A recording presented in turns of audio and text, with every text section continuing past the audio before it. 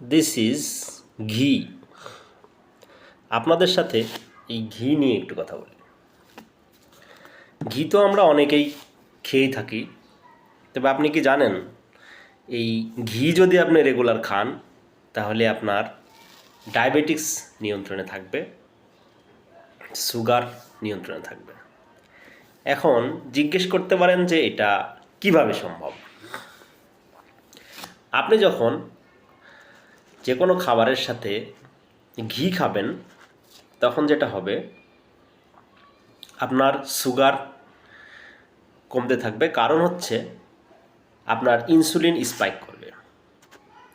Insulin যখন spike করে তখন আপনার বডির সুগারগুলোকে খুব দ্রুত একসাথে সেলের মধ্যে প্রবেশ করায় এবং সেল সুগারগুলোকে বার্ন আউট করে এটিপি তৈরি করে এবং এনার্জি প্রোডাকশন হয় এবং সুগারগুলো নিঃশেষ হয়ে যায়।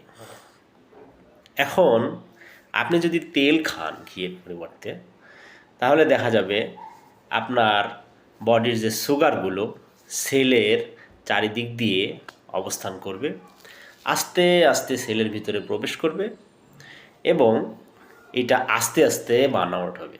তখন কি হবে?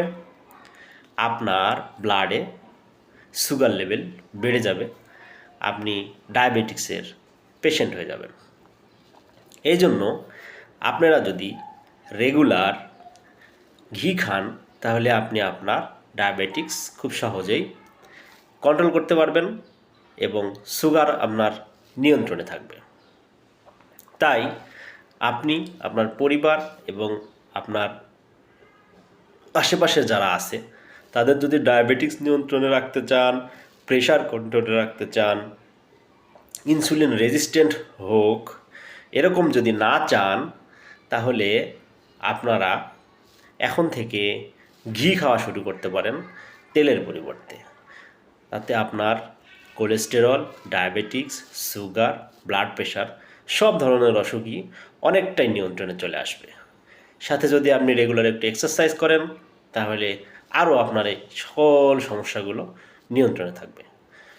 সকলকে ধন্যবাদ।